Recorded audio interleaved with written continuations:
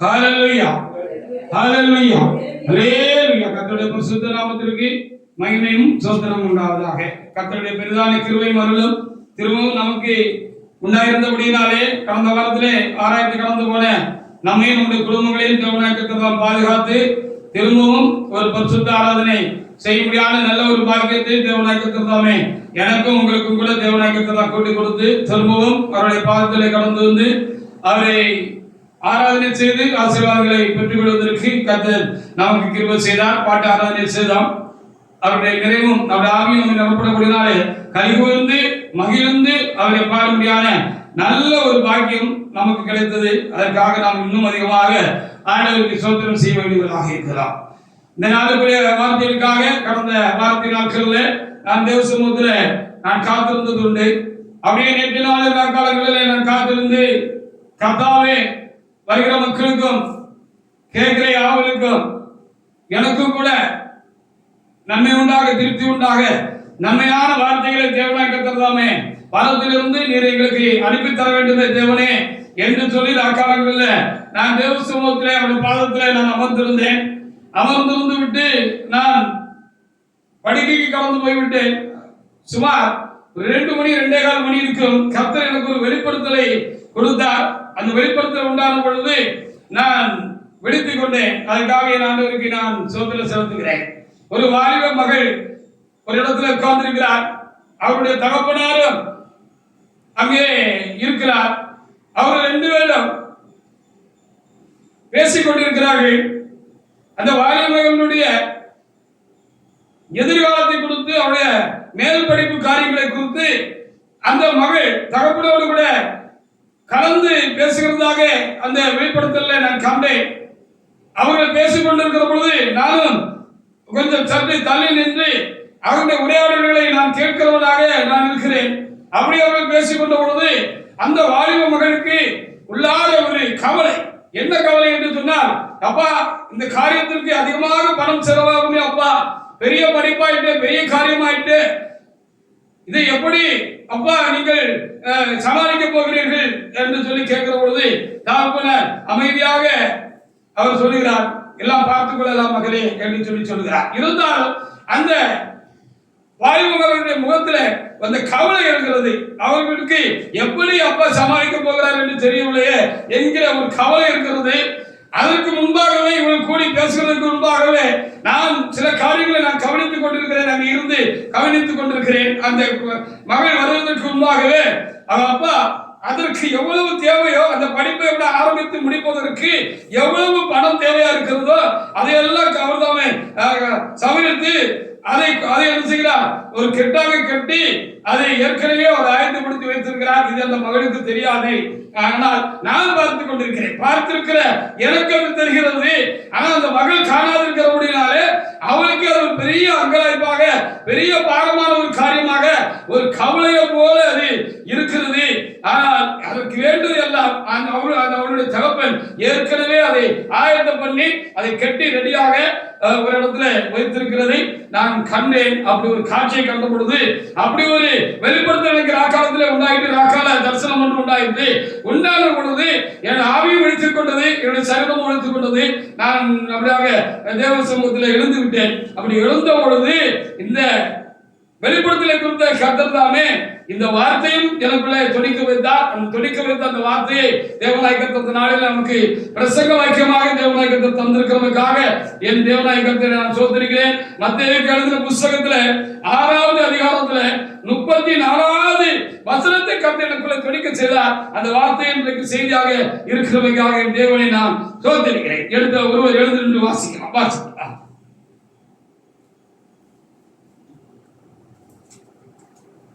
வாசி.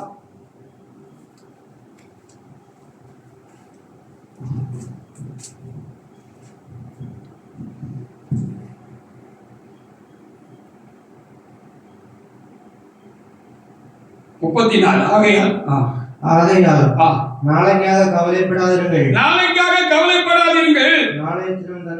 நாளைய தினம் தன்னுடையவர்களுக்காக கவலைப்படும். நாளுக்கு அதனதன் பாடு போதும். அந்தந்த நாளைக்கு அதினதின் பாடு போதும் என்ற வார்த்தையும் எனக்கு தேவனாய் கர்த்தர் கொடுத்தார். அவைகளை நாம் இன்று தியானிக்க போகிறோம்.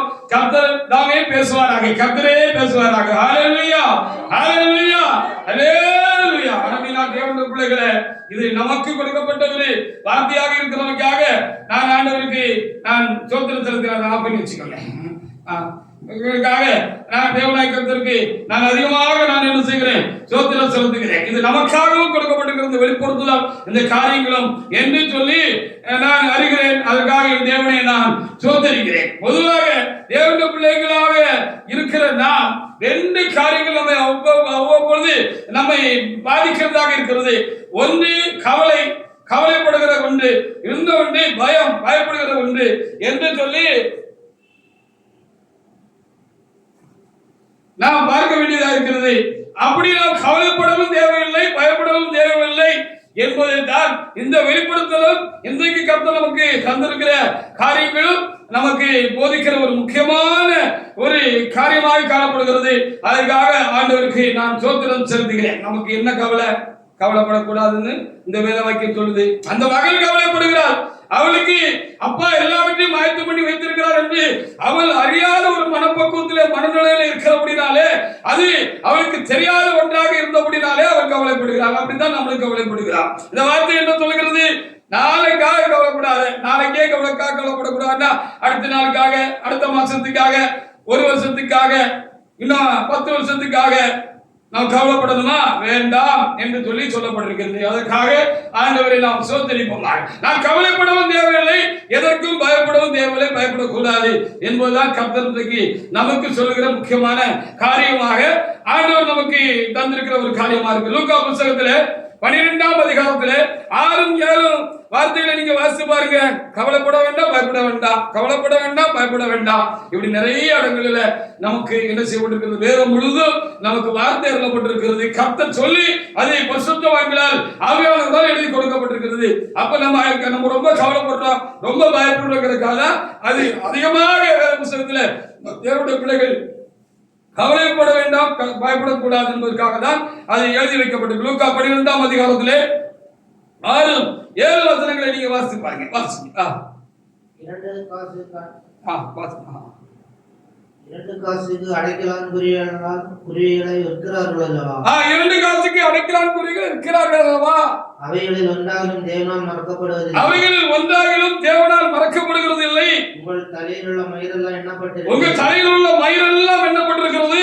ஆகையால் பயப்படாதீர்கள். அதனால் பயப்படாதீர்கள். அநேக அடைக்கலான் குருவிகளை பார்க்கிறோம். விசேஷித்தவர்கள் அல்லவா? நீங்கள் விசேஷித்தவர்கள் அல்லவா? எனக்கு ரொம்ப வேண்டிய ஆட்கள் அல்லவா? எனக்கு ரொம்ப ஸ்பெஷல் அல்லவா அப்படின்னு சொல்லி அவர் சொல்லி வைத்திருக்கிறார். அவர் படைத்திருக்கிற ஒவ்வொரு ஜீவராசிகளையும் அவர் ரொம்ப கவனித்து அதற்கு ஒவ்வொரு நாளுக்கு வேண்டிய அன்ன ஆகாரம் எல்லாவற்றையும் தேவனாய் கர்த்தர் என்ன செய்கிறாரா? கவனமாக அதை கொடுக்கிறார் என்று சொல்லி இங்கே எழுதப்பட்டிருக்கிறது. அப்போ அந்த அடைக்கலான் குருவிக்கு ஒரு காசுக்கு 2 அடைக்கலான் குருவி அந்த காலத்தில் வித்திருக்கிறாங்க.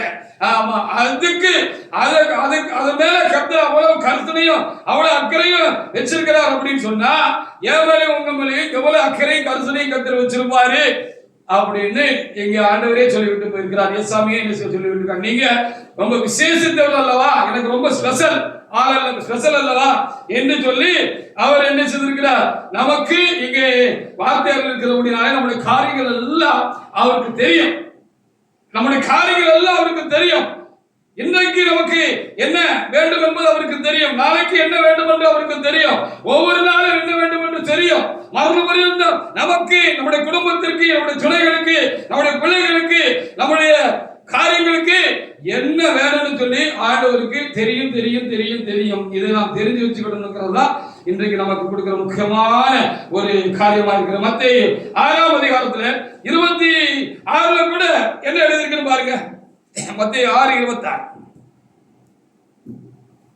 ஆகாயத்து பட்சிகளை கவனித்து பாருங்கள். ஆகாயத்து பட்சிகளை கவனித்து பாருங்கள். அவைகள் விதைக்கிறதும் இல்லை, அறுக்கிறதும் இல்லை, களஞ்சியங்களில் சேர்த்து வைக்கிறதும் இல்லை.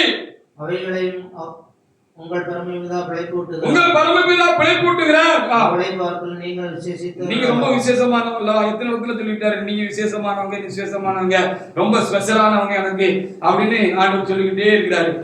பறவைகள் எல்லாம் உழைக்கிறதும் இல்லை, ஒன்றும் செய்யறது இல்லை. ஆனாலும் அவைகளையும் கர்த்தர் என்ன செய்கிறாரு? போஷிக்கிறார். நம்ம வீட்டு வீடு சுத்துற பறவைகளை நம்மளை கொண்டு போஷிக்கிறாரு. வீட்டையே இல்லாத இடம், வீடுகளே இல்லாத இடத்துல காடுகள்ல பறவைகள் இருக்கிறது, மிருகங்கள் இருக்கிறது, அவைகளையும் கர்த்தர் என்ன செய்கிறார்? அவைகளுக்கு வேண்டிய ஆகாரங்களையும் தேவனாய் கர்த்தர் என்ன செய்கிறார்? ஏற்கனவே ரெடி பண்ணி வச்சிருக்கிறாரு. அவைகளை போஷிக்கிறார். அப்படி இருக்கும்போது நம்மளை போஷிக்க மாட்டாரா? போஷிப்பார். அப்ப நம்ம என்ன செய்யக்கூடாது? கவலைப்படக்கூடாது. கவலை வருகிறது பயம் சேர்ந்து வந்துடும். பாத்துக்காங்க, ஒரு கவலை வந்துட்டாலே கவலையோட பயமும் வந்து ஒட்டிக்கிடும். ரெண்டும் அண்ணன் தங்கச்சி மாதிரி, ஆமா அக்கா தங்கச்சி மாதிரி. நம்ம கவலைப்பட ஆரம்பிச்சுட்டோம்னா பயம் வந்துடும், பயம் வந்துட்டா கவலை வந்துடும். ரெண்டு சேர்ந்தே தான் வரும். அப்படினாலதான் நம்ம கவலையும் படக்கூடாது, பயப்படக்கூடாது. பயப்படாதே, தலையில் உள்ள மயிரெல்லாம் என்ன பண்ணிருக்கிறது? எனக்கு எத்தனை மயிர் இருக்குன்னு ஆண்டவருக்கு தெரியும், உங்களுக்கு எத்தனை தலையில முடி இருக்குன்னு ஆண்டவருக்கு தெரியும் அப்படின்னு எழுதப்பட்டிருக்கிறது. அது ஒண்ணு கூட என்ன செய்யாதா? அவர் சித்தம் இல்லாம நம்ம சீப்ல வாரங்கிற பொழுது அது கீழே விழாது அப்படின்னு சொல்லப்பட்டிருக்கிறது. எல்லாம் தெரியும் ஆண்டவருக்கு, எல்லாம் தெரியுங்கிறது தான் தேவனுடைய பிள்ளைகளா இருக்கிற நமக்கு இருக்க வேண்டிய தேவனை பற்றியான ஒரு நல்ல ஒரு அறிவாக இருக்கிறது. தேவனுக்கு எல்லாம் தெரியும், என்ன தெரியும், காரியங்கள் எல்லாம் தெரியும் அப்படிங்கிறது தான் காரியமாக இருக்கிறது. எங்க வீட்டுல இப்போ கொஞ்ச நாளா ஒரு காரியம் நடந்துகிட்டே இருக்கு. எங்க வீட்டம்மா பாஸ்டம்மா பின்னால சமையல் பண்ணுவாங்க. அதிகாலையில இவங்க வெளியில முதல் நாள் உள்ள சில கழனி தண்ணியெல்லாம் கொண்டு போய் அங்க வெளியில அந்த படியில கீழே அதை தண்ணியெல்லாம் கொண்டு போய் ஊத்தி வைக்கிறாங்க. அப்படி ஊத்தி வைத்துட்டு முந்தின நாள் ஆகாரங்கள் ஏதாவது இருந்தா சரி எல்லாரும் பச்சை மிளகாய் சாப்பிட்டுட்டு போட்டுன்னு சொல்லி கொஞ்சம் எடுத்து அங்க வைக்கிறாங்கன்னு வச்சுக்கோங்களேன். இத டெய்லி இந்த தண்ணியை குடிக்கிறதுக்கும் இந்த ஆகாரத்தை சாப்பிடுறதுக்கும் ஒரு குறிப்பிட்ட காக்கா தொடர்ந்து வருது. ஒரு குறிப்பிட்ட காக்கா மாத்திரம் இல்ல, ஒரு மாச கணக்காக நடந்துகிட்டு இருக்கு. நான் அதை கவனித்துக் கொண்டிருக்கிறேன். அப்படி ரெண்டு அழகான பட்சிகள் பறவைகளும் என்ன செய்கிறது? அங்க வருது. சில அணில்களும், குறிப்பிட்ட அணில்களும் அதை வந்து சாப்பிடுது. இப்படி பழகி பழகி பழகி பழகி இது இந்த அம்மா நமக்குன்னு என்ன செய்யறாங்க? ஆகாரத்தை தண்ணி எல்லாம் கரெக்டா அந்த இடத்துல வைக்காங்கன்னு சொல்லி இந்த குறிப்பிட்ட இந்த பறவைகள், இந்த அணிகள், இந்த காக்கா எல்லாம் தொடர்ந்து சரியான நேரத்துக்கு என்ன செஞ்சிருது? அந்த இடத்துக்கு அது வந்துருது. வந்தது மாத்திரமா இந்த பட்சிகள் மேல இந்த அம்மாவுக்கு இப்போ கொஞ்சம் பாசமும் வந்துட்டு இப்படி பழகி பழகி அந்த பழக்கத்தினால ஒரு அன்பும் ஒரு பாசமும் கூட உண்டாயிட்டு போல இருக்கு. அப்படி உண்டாயினால இவங்க பேசிக்கிடுவாங்க, அவங்களும் பதில் சொல்லுவாங்க. இப்படி எல்லாம் கொஞ்சம் நடந்துகிட்டு இருக்கு. அதுக்காக ஆண்டவரை நான் சோத்திருக்கிறேன். நானும் இதை கவனித்து ஒரு பக்கம் சந்தோஷப்பட்டு நானும் ரசித்துக் கொள்வேன். இவங்க ஏதாவது சொன்னா அது பதிலுக்கு அதனோட பாசையில கிக்கின்னு என்ன செய்யும்? அது அப்படி சொல்லும். இதுல ஒரு விசேஷமான காரியம் என்ன தெரியுமா? காலையில கதவு திறக்க லேட் ஆயிட்டோம் அப்படின்னு சொன்னா அவங்க அந்த வீட்டுக்கு எதிர்த்தால இருக்கிற அந்த மரத்துல உட்கார்ந்துட்டு அவங்க கூப்பிடுவாங்க. இவங்களை கூப்பிட்டுக்கிட்டே இருப்பாங்க. அக்கா நீங்க உங்களை காணுமாக்கா, அம்மா உங்களை காணுமான்னு சொல்லி கிக்கின்னு ஒரு சவுண்ட், ஒரு விசேஷமான சத்தம் கொடுத்து அது கூப்பிட்டு இருக்கோம். கதவை திறந்து என்ன வந்துட்டியா அப்படின்னு இவங்க சொல்ல அந்த அன்னைக்கு அந்த சத்தத்தை என்ன செஞ்சிடும்? அது அப்படியே விட்டுரும். இப்போ என்ன ஆயிட்டுன்னா பழகி அந்த அடுப்பாக்குள்ளேயே அது பறக்க ஆரம்பிச்சுட்டு தேங்காய் ரொம்ப பிடிக்கும் போல அந்த குட்டி பறவைகளுக்கு. இவன் சின்ன சின்ன தேங்காய் துண்டுகளை வச்சாச்சுன்னா அது வந்து இப்போ தைரியமா பயமெல்லாம் விட்டு போச்சு. இப்ப பயமே கிடையாது. வந்து அங்க ஒரு அம்மி இருக்கு, அம்மி மேல வச்சாச்சுன்னா அதை வந்து கொத்தி எடுத்துட்டு போகிறது, இப்படி செய்கிறது என்று சொல்லி பார்க்கலாம். அந்த பறவைக்கு இப்ப ஒரு நம்பிக்கை உண்டாயிருக்கிறது. இந்த அம்மா என்ன செய்வாங்க? இந்த பாசமா நமக்குன்னு வேண்டியதெல்லாம் வச்சிருப்பாங்க. காலையில கரெக்டா போனா நமக்கு அது கிடைக்கும் என்கிற ஒரு நம்பிக்கையும் தெளிவும் உறுதியும் 3 அறிவா 5 அறிவான்னு தெரியல இந்த பறவைக்கும் இந்த காக்கா போன்றதுக்கும் இந்த சிறு உண்டாயிருக்கிறது என்று சொல்லி நாம் பார்க்க முடிகிறோம். அப்படி நான் தேவனுடைய பிள்ளைகளே, நாம் தேவனுடைய பிள்ளைகளாக இருக்கிறோம். இவைகளை எல்லாம் கர்த்தர் படைத்திருக்கிறார். யாரை கொண்டாவது போஷிக்கிறார். ஆனால் கர்த்தர் நம்மை போஷிக்கிறார், நம்மை காக்கிறார், காப்பார். எதுவும் எல்லாம் ஆண்டவருக்கு தெரியும் என்று சொல்லி கர்த்தர் நமக்கு இந்த வார்த்தைகளை தந்திருக்கிறவங்களுக்காக ஆண்டவருக்கு நான் அதிகமாக ஸ்தோத்திரம் செலுத்துகிறேன். அவர் எல்லாவற்றையும் பார்த்துக் கொள்வார். ஆபிரகாம் ஈசாக்கை பார்த்து தன்னோட மகனை பார்த்து ரொம்ப ஒரு நெருக்கடியான நேரத்துல அவர் தைரியமா சொன்ன வார்த்தை தான். வாசித்து பாருங்க. ஆதியாகமம் 22ல 7 8 வசனங்களை வாசித்து பாருங்க. ஆதியாகமம் 22ல 7 8 வாசி. அப்பொழுது ஈசாக்கு தன் தகப்பனாகிய ஆபிரகாமை நோக்கி அப்பொழுது ஈசாக்கு தன் தகப்பனாகிய ஆபிரகாமை பார்த்து நோக்கி என் தகப்பனே என்றான். என் தகப்பனே என்றா, என்னம்மா சொல்லுமா சொல்லுப்பா அப்படின்னு ஆபிரகாம் கேட்டிருப்பார் தானே. வாசிங்க. அதற்கு அவன் என் மகனே இதோ இருக்கிறேன் என்றேன் என்றான். அப்பொழுது அவன் இதோ நெருப்பும் கட்டையும் இருக்கிறது, இதோ நெருப்பும் கட்டையும் இருக்கிறது, தகனபலிக்கு ஆட்டுக்குட்டி எங்கே, தகனபலிக்கு ஆட்டுக்குட்டி எங்கப்பா அப்படின்னு கேட்டாரு. அவரை தான் தகனபலியா கர்த்தர் செலுத்த சொல்லியிருக்காருன்னு அவர்கிட்ட சொல்லல. இவரு கூட்டிட்டு வந்தாரு. பாப்பா நம்ம அந்த மலையில போய் ஆண்டவருக்கு ஒரு பலி செலுத்திட்டு வருவோம், எரி பலி செலுத்திட்டு வருவோம் அப்படின்னு சொல்லி அவரை கூட்டிட்டு வந்தாரு. எல்லாம் கொண்டு வந்தாரு, கட்டை கொண்டு வந்தாரு, எல்லாம் கொண்டு வந்திருக்கிறாரு, தீபந்தமும் கொண்டு வந்திருக்கிறாரு, எல்லாம் கொண்டு வந்திருக்கிறாரு. இங்க வந்தாச்சு. இங்க என்ன செஞ்சாரு, கல்லெல்லாம் அடிக்கிட்டாரு. அவரு எப்படி என்ன செஞ்சாரு, அந்த மலையில கல்லெல்லாம் அடிக்கிட்டாரு, கட்டையெல்லாம் அடிக்கிட்டாரு போல, அடிக்கிறதுக்கு ஆயத்தமாக்கிட்டு இருக்காரு, அடிக்கிருப்பாரு. அப்பதான் எப்பா இங்கப்பா எரிவலிக்கு ஆடு எங்கன்னு சொல்லி அவர் கேட்டாருன்னு எழுதப்பட்டிருக்கு. அதுக்கு ஆபிரகாம் என்ன சொன்னாரு? அதற்கு ஆபிரகாம் என் மகனே ஆட்டுக்குட்டி தாங்கப்பா, நான் எனக்கு என்ன கவலை, எனக்கு ஒரு கவலை இல்லை, அவர் பார்த்துக்கிடுவாரு அப்படின்னு சொன்னார். அப்படி சொன்னாருன்னு அங்க எழுதப்பட்டிருக்கிறது. யெகோவா ஈரே அப்படின்னு அவருக்கு ஒரு நாமம் இதனாலதான் உண்டாச்சா.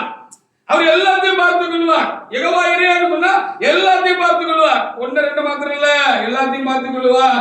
உங்களை பார்த்துக்கிடுவார், உங்க மனைவி பார்த்துக்கிடுவார், உங்க புருஷனை பார்த்துக்கிடுவார், உங்க பிள்ளைகளை பார்த்துக்கிடுவார், இன்னைக்கு பார்த்துக்கிடுவார், நாளைக்கு உள்ளதை பார்த்துக்கிடுவார், நாளை கழிச்சு உள்ளதை பார்த்துக்கிடுவார். அதனால நாளை நாளுக்காக கவலைப்படாதீங்க அப்படின்னு நமக்கு இங்க ரொம்ப தெளிவாக சொல்லப்பட்டிருக்கிறது. நாளை நாளுக்கு கவலைப்படாதீங்க. நாளை நாளுக்காக நீங்க கவலைப்பட்டா நாளை நாள் உங்களுக்காக கவலைப்படுமா. அதுக்கு இன்னைக்கு நேசமணி பிரதருக்கு சுதாசிஸ்டருக்கு என்ன செய்யணும்னு சொல்லி ஆண்டவர் ஏற்கனவே கட்டளை கொடுத்துட்டார். இந்த 23ஆம் தேதி என்ன கொடுக்கணும், என்ன செய்யணும், என்ன உங்களுக்கு தேவையா இருக்கும், என்ன உதவி வேணும் அப்படிங்கிறத அவரு சொல்லி வச்சுட்டார். சகோதரர் போன வாரத்துல செவ்வாய்க்கிழமை போன் பண்ணாரையா, இப்படி ஒரு வேலை கிடைச்சிட்டு போயிட்டு வரும்போது ஒரு சின்ன காரியம் தட்டி கொஞ்சம் கீழே வந்துட்டு ஐயோ அப்படின்னு சொன்னேன். ஒண்ணு பெருசா இல்லை அப்படின்னு சொன்னேன். நானும் தொடர்ந்து செலுத்தி கொண்டேன் அவர்களுக்காக. அப்போ அதுவும் அவருக்கு தெரியும். ஹல்லேலூயா. ஏய் நேசமணி என் புள்ள அப்படி என்ன செய்ய போற, நடந்து வரும்போது இது காலை தட்டி விடும், நீ டபக்குன்னு பிடிச்சிக்கோ அப்படின்னு ஆண்டவர் என்ன செஞ்சிருப்பாரு, அந்த நாளுக்கு சொல்லிட்டு இருப்பாரு. அதனால பிடிச்சுக்கிட்டாரு. ஹல்லேலூயா. அப்படி எல்லாம் தெரியும். நீங்க வழங்கி கொண்டதுக்காக அப்படி சில காரியங்களை நான் அப்படி சொல்றேன், நேரடியாக சொல்றேன். அதனால எல்லா ஆண்டவருக்கும் தெரியும். யெகோவா ஈரே அப்படின்னு சொன்னா எல்லாமே பார்த்துக் கொள்வேன் என்று சொல்லி எல்லாத்தையும் பார்த்துக் கொள்வார், பார்த்து கொண்டுதான் இருக்காரு. இந்த மன தெளிவும் உறுதியும் நமக்குள்ள உண்டாகணும் என்பதுதான் ஆண்டவர் இன்றைக்கு நமக்கு கொடுக்கிற செய்தியாக இருக்கிறவனுக்காக என் ஆண்டவருக்கு நான் அதிகமாக சோத்திரம் செலுத்துகிறேன். பாருங்க 13:14 என்ன அதை எழுதி வச்சிருக்கிறேன்னு சொல்லி பாருங்க. அதே அதிகாரத்துல 13:14 நீங்க வாசி பாருங்க. ஆபிரகாம் தன் கண்களை ஏறெடுத்து பார்க்கும்போது பின்னாக புதரிலே தன் கொம்புகளை சிக்கிக் கொண்டிருந்த ஒரு ஆட்டுக்கடாவை கண்டார். அப்பொழுது ஆபிரகாம் போய் கடாவை பிடித்து தன் குமாரனுக்கு பதிலாக தகன பலியிட்டான். ஆபிரகாம் அந்த இடத்துக்கு யெகோவா ஈரே என்று பெயர். ஆபிரகாம் அந்த இடத்துக்கு யெகோவா ஈரே, தேவனே எல்லாமே பார்த்துக் கொள்வீர் என்று அந்த இடத்துக்கு அவர் பேரை வச்சிட்டாரா. வாசிங்க. அதனாலே கர்த்தருடைய பர்வதத்திலே பார்த்துக் கொள்ளப்படும் என்று இந்நாள் வரைக்கும் சொல்லப்பட்டிருக்கிறது என்று சொல்லி ஆண்டவருக்கு நிறைய பேர் காரண பெயர்கள். யெகோவா ஈரே, யெகோவா சம்மா, யெகோவா ரூபா, யெகோவா சாலாம் அப்படி நிறைய பேர் இருக்கு. எல்லாம் காரண பெயர். அதாவது அவர் அந்தந்த இடத்துல கர்த்தர் ஒரு கிரியை நடப்பித்திருப்பார் அந்த பக்தனுக்கு. அந்த பக்தன் அதை உள்ளத்திலே கொண்டு அந்த யெகோவா சம்மா, யெகோவா ரூபா, யெகோவா சாலாம் அப்படின்னு சொல்லி சிவந்தர தெய்வமே அப்படின்னு எழுதி வச்சிருக்கிறாங்க. யெகோவா ஈரே எல்லாமே பார்த்துக் கொள்வீர்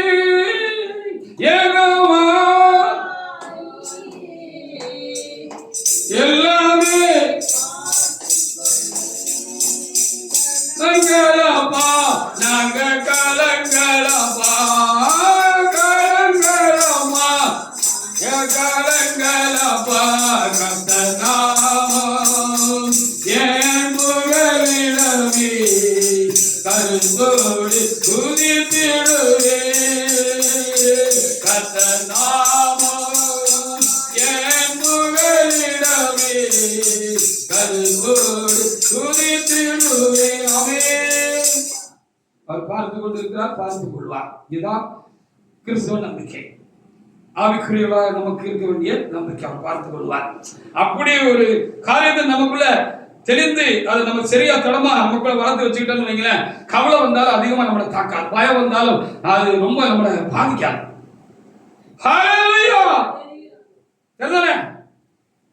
சங்கீதம் 37:25-26 வாசிங்க. தாவீதின் சங்கீதத்தில் என்ன சொல்லப்பட்டிருக்கிறது? சங்கீதக்காரர் என்ன சொல்லி இருந்திருக்கிறாரு? நம்ம தேவனுடைய பிள்ளைகளா இருக்கிறோம், நம்ம நீதிமான்களாக இருக்கிறோம், அல்ல நீதிமான்களுடைய பிள்ளைகளாக நாம் இருக்கிறோம் என்று சொன்னால் நமக்கு ஒன்றும் கலந்து போகாது. சிங்க குட்டிகள் தாழ்ச்சி அடைந்து பட்டினியா இருக்கும், கர்த்தரை தேடுகிறவர்களுக்கோ ஒரு நன்மை குறைபடாது என்று நாம் அடிக்கடி வாசித்திருக்கிறோம், ஜெபிக்கிறோம். வாசிங்க சங்கீதம் 37:25-26. நான் இளைஞனாய் இருந்தேன், முதிர் வயதுள்ளவனும் ஆனேன், ஆனாலும் நீதிமான் கைவிடப்பட்டதையும் அவன் சந்ததி அப்பத்தைக்கு இறந்திருக்கிறதை நான் காணவில்லை. ஆமா, நமக்கும் குறையில நம்ம பிள்ளைகளுக்கும் குறையிலன்னு சொல்லியிருக்கிறது. நான் நல்ல வாலிப வயசுல கர்த்தரை தேடினேன். இங்க இருக்கிற நீங்களும் நல்ல வாலிப பிராயத்துலதான் கர்த்தரை தேடினவர்கள் என்று சொல்லி எனக்கு தெரியும். நல்ல இளைய வயசுல இருக்கிறவங்க இங்க கர்த்தரை தேடினீங்க. நானும் ஒரு 23-24 வயசுல இருக்கும்போது கர்த்தரை தேடினேன். 67 வயசு ஆயிட்டு. ஆமா, சபைக்கு உட்பட்ட பிற்பாடு நான் நம்முடைய கர்த்தரிடத்திலிருந்து எத்தனையோ நன்மைகளை நான் பெற்றிருக்கிறேன். பெரிய அனுபவங்கள் எனக்கு உண்டு. ஹல்லேலூயா. எல்லாரும் விட்டுட்டு போனாலும் ஆண்டவர் விட்டுட்டு போக மாட்டார், போகல. ஹல்லேலூயா. எல்லாரும் வழிவிலகி போயிருக்கலாம், நம்ம விட்டுட்டு போயிருக்கலாம், நமக்கு தூரமா இருக்கலாம், நேற்று சிநேகமா இருந்தவர்கள் இன்று நமக்கு பகைக்கலாம், நமக்கு விரோதிகளாக மாறிடலாம். நம்ம நன்மையே செஞ்சிருப்போம், தீமையை நமக்கு திருப்பி செய்றவங்களா இருக்கலாம். ஆனாலும் கர்த்தருக்கு எல்லாம் தெரியும், எந்த நாளில் என்ன நடக்கும் என்று சொல்லி எல்லா ஆண்டவருக்கும் தெரியும். ஹல்லேலூயா. அதனால பயப்படுறதுக்கு ஒண்ணும் இல்லை. சரி, இருந்தாலும் மாம்சத்தில் இருக்கிறோம், பயம் வருது. என்ன அப்படிதானே? பிரசங்க கேட்டாலும் பயம் வருது, பிரசங்க கேட்டாலும் கவலை வருது. சரி, அது ரொம்ப நம்மளை ரொம்ப பாதிச்சிடாதபடிக்கு அவருடைய வார்த்தைகள் நமக்கு அவ்வப்பொழுது காதுகளிலும் உள்ளத்திலையும் வேலை செய்யணுங்கிறதுக்காக கர்த்தர் இப்படிப்பட்ட காரியங்களை எனக்கும் உங்களுக்கும் தருகிறார் என்று சொல்லி நாம் வைத்துக் கொள்ள வேண்டியது அவசியமா இருக்கிறது. பாருங்க, நர்ஸ் டாக்டர் எல்லாம் இருப்பாங்க, பேஷண்ட் வந்திருப்பாங்க. அவங்க அம்மா அப்பான்னு பயங்கரமா வியாதியில அரட்டிட்டு இருப்பாங்க. சுத்தி உங்க சொந்தக்காரங்க பந்தக்காரங்க பிள்ளைகள், அதை கணவனுக்கு சோழன மனைவி, மனைவிக்கு சோழன கணவன் ரொம்ப கண்ணீரோடு இருப்பாங்க. டாக்டர் வந்து வருவாங்க, நர்ஸ் வந்து வருவாங்க. ஏமா இருக்கிட்டு இருக்க, அதெல்லாம் ஒண்ணு செய்யாதமா, அதெல்லாம் சரியாயிரும், நாங்க அதுக்கு சரியான ட்ரீட்மெண்ட் கொடுத்துட்டு இருக்கோம், வீட்டுக்காரர் பழச்சுக்கிடுவாரு, ஒண்ணு நடக்காது, தயவுமாயிரும் அப்படின்னு சொல்லுவாங்க. சொன்னாங்க தானே? ஆனா இதே டாக்டர் கொண்டாடி சோழனாயிட்டு பாருங்க, அவருக்கு கையும் ஓடாது காலம் ஓடாது. ஆமா, கையும் ஓடாது காலம் ஓடாது. அவர் என்ன செஞ்சிருவார், தள்ளி போய் உட்கார்ந்துக்கிட்டு நர்சமா கூப்பிட்டு அது என்னன்னு பாரு, இல்ல தனக்கு கீழே உள்ள டாக்டரை கூப்பிட்டு அங்க பாரு தொட்டு வெளியில போய் என்ன செய்வார் என்று சொல்லுவாரு. இது மனிதனுடைய காரியம். அப்படிதான் தனக்குன்னு வரும்போது அது ரொம்ப ஒரு ஆட்டத்தை கொடுத்துருது. எவ்வளவு பெரிய ஆளா இருந்தாலும் ஒரு ஆட்டத்தை கொடுத்துருது. ஆனாலும் ஆட வேண்டாம், ஆடாதீங்க அப்படின்னு சொல்லி ஆண்டவர் என்ன செய்கிறாரு, நமக்கு அப்பப்போ இப்படிப்பட்ட வார்த்தைகளை கர்த்தர் தருகிறவங்களுக்காக நாம் ஆண்டவருக்கு நாம் ஸ்தோத்திரம் செலுத்தோம். அந்த அனுபவம், வாழ்க்கையினுடைய அனுபவம், கர்த்தருடைய வாழ்க்கையில் இடைப்பட்ட அந்த அனுபவம் கடந்த காலம் நமக்கு கொஞ்சம் ஒரு தைரியத்தை மூண்டுகிறதாக இருக்கிறது. அதனால நம்ம ரசிக்கப்பட்ட ஆரம்ப காலங்களில் நமக்கு ஒரு காரியம் வந்ததுன்னு சொன்னா ரொம்ப அது நம்மளை கடக்கடிச்ச நிலை ஓரளவுக்கு மாறி அநேகமாக மாறி இருக்கிறது என்று என்னால் சொல்ல முடியும். ஹல்லேலூயா.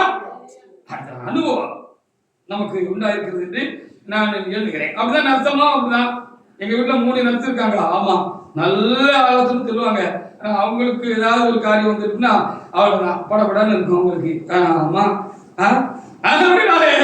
பிரசங்கிக்கிறது எழுதி பிரசங்கத்தை கை கொள்ளுகிறது கொஞ்சம் கஷ்டமானாலும் அதற்கு நம்ம கை கொள்ள பழகிக்கொள்ள வேண்டியதுதான் ஆவியானவர் நமக்கு இப்படிப்பட்ட காரியங்களை கர்த்தர் தருகிறார் என்று எண்ணுகிறேன். அதுக்காக ஆண்டவரை நாம் சோதிக்கிறேன். சங்கீதம் மத்தேயு 19 வாசிக்கிறேன். அப்ப நீதிமான்கள் பிள்ளைகள் என்ன செய்ய மாட்டாங்களா? அப்பத்துக்கு வந்து திருந்து இல்லை. உண்மை, அது ரொம்ப உண்மை. பாருங்க, ஒரு வசதியான குடும்பத்துல ஒரு வளர்ப்பு பிள்ளையாக நான் இருந்து வந்தவன். டப்புக்கு சக்கரத்துக்கு எந்த குறையும் கிடையாது. எப்போதும் கையில மாத்திரமில்ல, கையிலையும் தேவையான பணம் இருக்கும். நல்ல அப்படி தாராளமாக செலவழித்து வந்து வந்தான். ஆனாலும் இந்த கிறிஸ்துவ அன்பு என்னை பிடிச்சு எழுதி விட்டபடினாலே நான் கிறிஸ்துவத்தில் வந்து விட்டேன். நான் கிறிஸ்துவத்தில் வந்து சுமார் 40-42 வருடங்களுக்கு குறையாமல் இருக்கும் என்று எண்ணுகிறேன். ஒரு நாளும் நான் குறைபடவில்லை. நான் பெரிய ஐஸ்வர்யவானாக கிறிஸ்துக்குள் வந்த பிறகு இருக்கிறேன் என்று சொல்லுகிறதுக்கு இல்லை. ஆனால் இன்றைக்கு கொடுக்கப்பட்ட வேத வாக்கியத்தின்படி அந்தந்த நாளுக்குரிய தேவனாக்கத்தில் எனக்கு கொடுத்து கொண்டுதான் இருக்கிறார். எல்லா சூழலையும் கர்த்தர் என்னை கவனமாக கவனித்து கருத்தனையாக எனக்கு, என் குடும்பங்களுக்கு, பிள்ளைகளுக்கு எல்லா சூழ்நிலையிலும் என்ன தேவையோ எது தேவையோ அதை கொடுத்துக்கிட்டு தான் இருக்கிறார். எனக்கு இந்த கிறிஸ்தவ வாழ்க்கையில நான் சபைக்குள்ள வந்த பொழுது ஆரம்ப நாட்கள்ல கர்த்தர் ஒரு வார்த்தை எனக்கு ஒரு வாக்குத்தத்தம் போல கொடுத்தார் என்று கூட சொல்லி பார்க்கலாம். காலத்துக்கு ஏற்ற தேவைகளை சந்திப்பேன், நீ குறைவிட மாட்டாய். இதான் இந்த நான் ஆரம்பத்தில் வந்தது. அது இன்றைக்கு வரைக்கும் அப்படியே இருக்கு, இல்லைன்னு சொல்ல முடியாது. அது அப்படியே நடக்கு. என்ன வேணுமோ அது நடக்கு, அப்படியே நடக்கிறது. இன்றைக்கு என்ன தேவையோ அது தர லட்சம் வேணாலும் தந்திருக்கிறார். ஹல்லேலூயா. லட்சம் வேணாலும் தந்திருக்கிறார். கோடி வேணாலும் தருவார். ஹல்லேலூயா. தேவைக்கு தருவார். போதும்ல, தேவைக்கு தானே வேணும். தலைக்கு மாட்டில் வச்சு தூங்குறதுக்காக வேணும். தலைக்கமாட்டில் வச்சு தூங்கிட்டு இருந்தோம்னு சொன்னா நம்ம உயிருக்கு கேரண்டி இல்லை, பணத்துக்கு கேரண்டி இல்லை. அதனால ராத்திரி தூக்கம் வராது. ஆமா, நமக்கு எழுத்துக்கு அதுப்பா தேவையே இல்லை. அப்போ அதான் சொல்லப்படுகிற நாளைக்காக கவலைப்படாது. அது என்னுடைய காரியம், நான் பார்த்துக் கொள்கிறேன். இன்றைக்கு உனக்கு வேண்டியதெல்லாம் நேற்றை நான் என்ன செய்து விட்டேன், ஆயத்தம் பண்ணி வைத்து விட்டேன். இன்றைக்கு உனக்கு அது உண்டாயிருக்கும் அப்படிங்கிறதுதான் காரியம். வாசிக்க பாப்பா, மத்திய 27:19. அவன் நியாயாசனத்தில் உட்கார்ந்திருக்கையில் அவருடைய மனைவி அவரிடத்தில் ஆள் அனுப்பி பிலாத்து மனைவி என்ன செஞ்சாங்களா? ஆண்டவரை கையை கட்டி அங்க நியாயாசனத்தில் நிப்பாட்டி வச்சிருக்குது.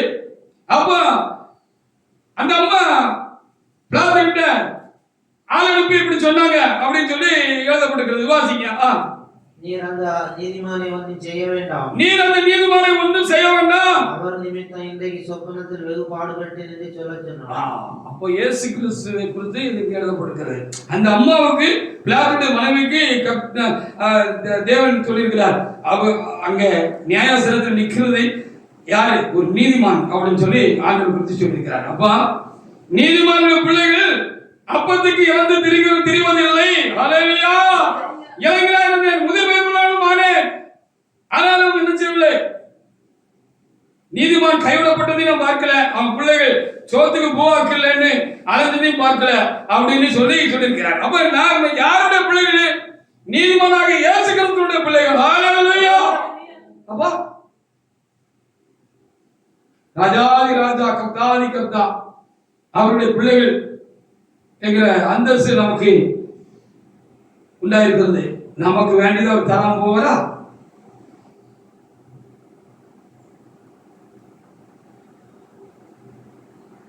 எல்லாம் சபையில் நடந்த எல்லா காரியங்களையும் தேவனுடைய பிள்ளைகள் அறிந்திருக்கிறீர்கள்.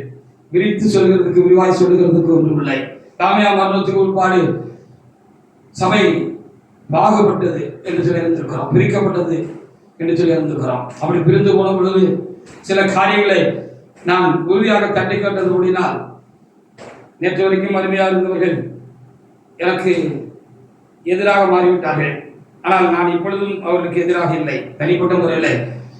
அன்றைக்கு அவர்கள் எனக்கு எப்படி ஆவிக்குரிய தகப்பனோ, இன்றைக்கும் அவர்கள் எனக்கு ஆவிக்குரிய தகப்பனாகத்தான் நான் மனதுக்குள்ளே வைத்திருக்கிறேன். ஒரு நாள் அவர்களை குறித்து தேவையற்ற காரியங்களை நான் பேசினதில்லை. ஆனாலும் சில காரியங்களை நான் சொல்ல வேண்டியது இருக்கிறது என்று சொல்லியிருக்கிறேன். இப்படி உண்டான பொழுது என்ன ஆயிடும் அப்படின்னு சொன்னா, இங்க ஒரு 10, 20, 25 வந்துகிட்டு இருந்தாங்க. வந்துட்டு இருந்த எல்லாரையும் டேன் பண்ணி பக்கத்தில் இருக்கிற ஒரு இடத்துக்கு அனுப்பி விட்டுட்டாங்க. ஹல்லேலூயா. 2 ஆள் தான் இருந்தாங்க, இந்த சகோதரனும் இன்னொரு சகோதரி இப்போ அவங்களையும் டேர்ன் பண்ணி விட்டுட்டாங்க. யாரெல்லாம் டேர்ன் பண்ணி விடணுமோ எல்லாரையும் டேர்ன் பண்ணி விட்டுட்டோம். அவங்க ஒரு ஆளு டேர்ன் பண்ணி விட்டா 2 ஆளுக்கு வரும். ஹல்லேலூயா. இன்னும் புதிய புதிய ஆட்கள் வருவார்கள். இன்னும் டேர்ன் பண்ணி விட்டவங்க திரும்ப டேர்ன் பண்ணி வருவவங்களாம் இருக்காங்கன்னு சொல்லி சில வெளிப்படுத்துகள் குடும்பத்துல பிள்ளைகளுக்கு கத்தர் கொடுத்திருக்கிறார். ஹல்லேலூயா. ஏன்னா நான் யாருக்கும் தனிப்பட்ட முறையில் எந்த குறையும் வைக்கல, எந்த அநியாயம் செய்யல. அது அவங்களுக்கு தெரியும். அது தெரியும் போது அவங்க வருவாங்க. ஹல்லேலூயா. அதுக்கு ஒரு சூழ்நிலை கர்த்தரே உண்டாக்குவார். அப்ப அப்படி டேர்ன் பண்ணி விட்டுட்டாங்க. இவரு இன்னொரு சகோதரி மாத்திரம் தான் அந்த கிழவில இருந்து வருவாங்க. அவங்க தான் வேற யாரு இருந்தாங்க. கம்ப்ளீட்டா வருமானம் எல்லாம் ஸ்டாப் ஆகி போச்சு. ஆனால் கர்த்தர் கைவிடவில்லை. ஹல்லேலூயா. என்னைக்கு வரைக்கும் கர்த்தர் எங்களை நடத்துகிறார். இருந்தார்கள், இருப்பார்கள், போவார்கள், வருவார்கள். ஆனால் நிலையாக என்னோடு கூட கர்த்தர் இருக்கிறார் என்பதுதான் என்னுடைய வாழ்க்கையிலே நான் தைரியமாக சொல்லுகிற ஒரு சாட்சியாக இருக்கிறது. ஹல்லேலூயா. இப்ப வரைக்கும் ஆண்டவர் நடத்துகிறார். திடீர்னு எக்ஸ்ட்ரா வந்துட்டா எக்ஸ்ட்ரா வேண்டியதா யாரை கொண்டாலும் தேவனாய்க்கு தெரியும் செஞ்சுருவாரு. கொண்டு வந்து கொடுத்துட்டு போய்கிட்டே இருப்பார். எதிர்பாராத ஒரு வரவு வருகிறது என்று சொன்னால் எதிர்பாராத ஒரு செலவு வருகிறது அர்த்தம். எதிர்பாராத ஒரு செலவு வந்துட்டுன்னா வந்த பிற்பாடாவது எதிர்பாராத ஒரு வரவு வந்துடும். அதை ஆண்டவர் என்ன செஞ்சிருவார்? டேடி பண்ணிடுவாரு. இன்றைக்கு வரைக்கும் யாருக்கிட்டே போய் கை கட்டி நிக்கல, கை கட்டி நிக்கல. கர்த்தர் என்னை நடத்துகிறார். ஹல்லேலூயா. அதனால நான் கர்த்தருக்காக நான் நிற்கிறேன். கர்த்தருடைய காரியங்களுக்காக எவ்வளவு எதிர்ப்புகள் வந்தாலும் எவ்வளவு பிரச்சனைகள் வந்தாலும் என்னை தனிமைப்படுத்தி பலவிதமான காரியங்களை செய்தாலும் என்னால் நிற்க முடியுது. என்ன சொன்னா கர்த்தரை அறிகிற அறிவு அனுபவத்தால் எனக்கு இந்த வருடங்களிலே இந்த காலங்களிலே எனக்கு உண்டாகிறது. அப்போ ஆண்டவரே நீதிமான் என்று சொல்லியிருக்கிற நீதிமானுடைய பிள்ளைகள் தானே நம்ம. நமக்கு என்ன குறை வரும் நினைக்கிறீங்க? உங்களுக்கு என்ன குறை வந்துச்சு சொல்லுங்க. நெருக்கம் வந்திருக்கலாம், பிரச்சனை வந்திருக்கலாம், வியாதி வந்திருக்கலாம், பாதிப்புகள் வந்திருக்கலாம், பலவீனங்கள் வந்திருக்கலாம். அதனால என்ன குறைஞ்சு போச்சு? பெருசா ஒண்ணு ஆகல, இனியும் ஒண்ணு ஆகாது. தைரியமாக நாம் இருப்போம். ஹல்லேலூயா. தைரியமா இருக்கலாம். கூப்பிடுற காக்கை குஞ்சுக்கும் அவரு சோறு போடுறாருன்னு யோபு 38:41 சொல்லப்படுகிறது. வாசி பாருங்க, யோபு 38:41. காக்கான்னு கூப்பிடுற காக்கை குஞ்சுக்கு அவர் சோறு போடுறாரு. ஹல்லேலூயா. நமக்கு போடுவாரு. சோறு மட்டுமா போடுவாரு? எல்லாம் போடுவாரு. எல்லாம் தர என்ன தரல? என்ன தரல சொல்லுங்க பாப்போம். என்ன தரல? வாசிங்க யோபு 38:41. காக்கை குஞ்சுகள் தேவனை நோக்கி கூப்பிட்டு, காக்கை குஞ்சுகள் தேவனை நோக்கி காக்கா என்று கூப்பிட்டு ஆகாரம் இல்லாமல் பறந்து அலைகிற போது அவைகளுக்கு இதை சவரித்து கொடுக்கிறது யார்? அதுக்கு இறையை சவரித்து கொடுக்கிறது யாரு? நீங்க நானும் கொடுக்க முடியுமா? ஒரு காக்கா வருது போடுதோம். ஊரு பூரா இருக்கிற காக்காக்கு யாரு சோறு போடுறது? ஊரு பூரா இருக்கிற பச்சைகளுக்கு யாரு சோறு போடுறது? சங்கீதம் 147:9 வாசி பாருங்க. அவர் தான் போடுறாரு. அப்படிதான் வேதம் சொல்லுகிறது. வாசிங்க சங்கீதம் 147:9.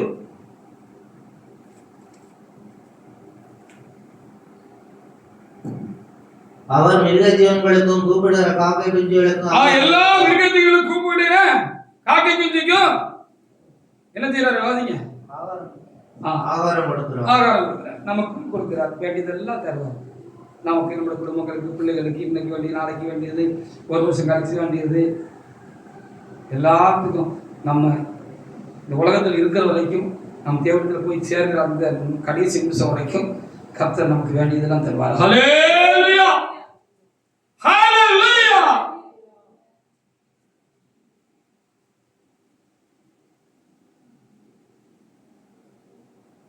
எலியா குறித்து இப்படி எழுதப்பட்டிருக்கிறது. எலியாவுக்கு மாத்திரமா எல்லா வேலைகளும் நமக்கு கர்த்தர் அப்படி செய்தது உண்டு, இனியும் செய்வார். 1 ராஜாக்கள் 17:3 முதல் 6 வரைக்கும் இவ்வளவு வசனங்களை வாசித்து பாருங்க. அது நாட்டில் பஞ்சம் உண்டாகும் என்று சொல்லி அந்த தேவனுடைய மனுஷனை கொண்டு தேவனை அறிவிச்சிட்டாரு. நாட்டில் பஞ்சம் உண்டாகிட்டு, ஊருக்குள்ள பஞ்சம்னாலும் அவருடைய பிள்ளைகளுக்கு பஞ்சம் கிடையாது. அதான் கர்த்தருடைய காரியம்.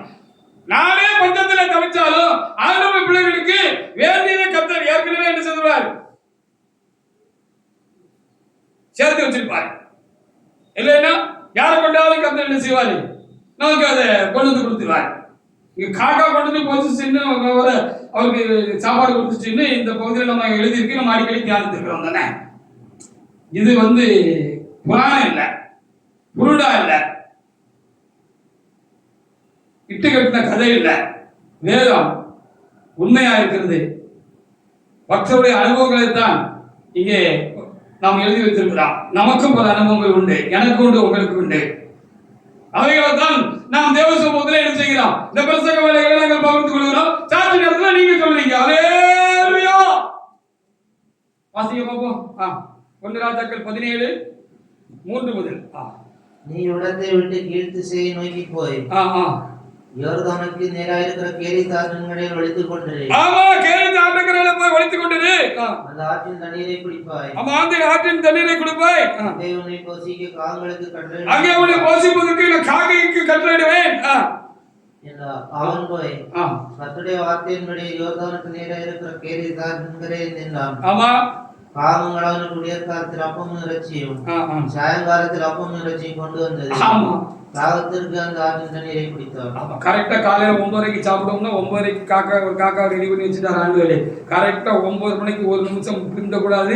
நீ கரெக்டா கொண்டு போய் என்னுடைய ஒளிக்காரனா இருக்க எளியாவுக்கு இந்த தேவண்ட மனுஷனுக்கு நீ என்ன செய்யணும், நீ கொண்டு போய் கரெக்டா அப்பத்தை கொண்டு வச்சிருந்தோம்.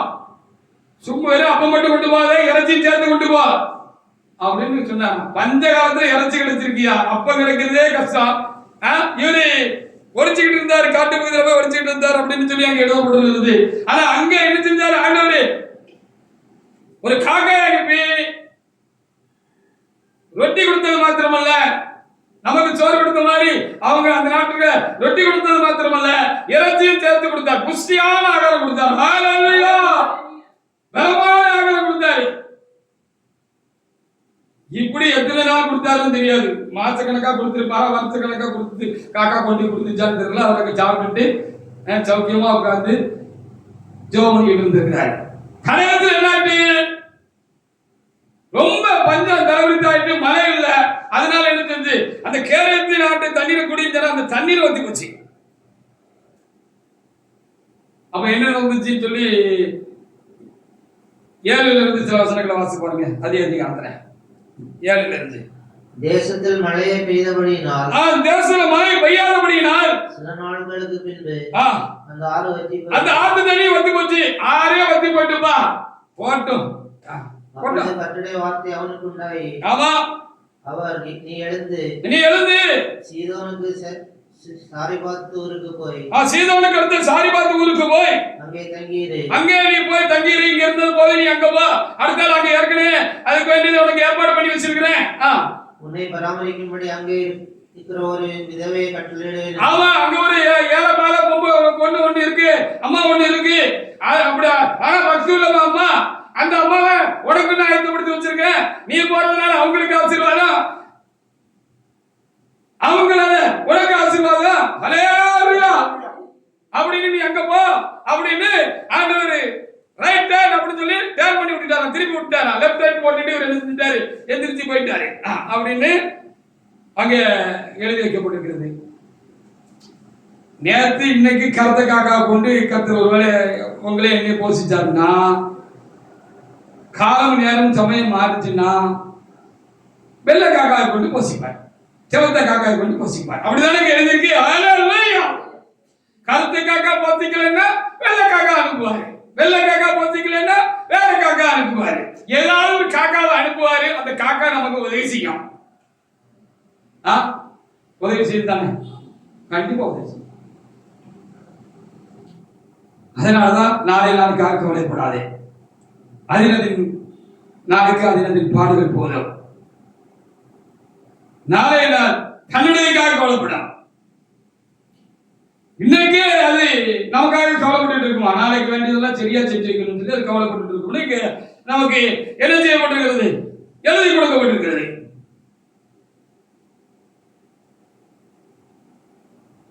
கடந்த வாரத்தில் ஒரு திடீர்னு ஒரு அவசர தேவை வந்துட்டு சில ஆயிரங்கள் தேவையா இருந்தது. இப்போ ஒரு கொஞ்சம் கொஞ்சம் நெருக்கடியான காலம் தானே. நம்முடையவர்கள் இப்பொழுது ஐசியவான்கள் என்று சொல்கிறதுக்கு இல்லை. அப்போ அவர் செவத்த காக்காட்டே தேவநாயகத்தில் என்ன செஞ்சிருக்காரு சொல்லி, அதான் நான் சொன்னேன், கருத்த காக்கா போசிக்கலன்னா செவத்த காக்கா போசிக்கணும்னு நான் ஒரு அனுபவத்தை மனசுல வச்சுட்டு தான் சொல்லுவேன். செவத்த காக்கா வந்து என்ன செஞ்சிச்சு, அந்த செவத்த காக்கா வந்து எவ்வளவு செலவாச்சோ கரெக்டா அந்த பணத்தை கையில கொடுத்துட்டு போச்சு. ஹalleluya. ஆமா, காக்கா வரும் இல்ல குருவி வரும், ஏதாவது ஒண்ணு வரும், அந்தந்த நேரத்துக்கு வரும், கொடுத்துட்டு போவோம். இதெல்லாம் நமக்கு இந்த அனுபவத்தினால நாம் கர்த்தரை இன்னும் பணிந்து கொள்ளணும், அவரை புரிந்து கொள்ளணும், அவரை கிட்டே சேரணும், அவருக்கு நமக்கு ஒரு சரியான ஒரு நெருக்கம் வரணும். எல்லாம் நம்மளை தாண்டி போயிட்டாலும் இல்லாம போயிட்டாலும் தூரமா போயிட்டாலும் முடிஞ்சிட்டு நினைச்சாலும் முடியல அப்படின்னு சொல்றதுக்கு நம்ம கூட ஆண்டவர் இருக்காருங்கிற அந்த அனுபவத்தினால நம்ம இன்னும் நிமிர்ந்து நிற்கிறதுக்காக கர்த்தர் நமக்கு செய்கிற அனுபவங்கள் என்று சொல்லிதான் நான் என்ன செய்கிறேன், அதை பார்க்கிறேன். ஆனால் நான் தேவனுடைய பிள்ளைகளே, ஒண்ணுக்கு கவலைப்படாதீங்க, ஒண்ணுக்கு பயப்படவும் செய்யாதீங்க.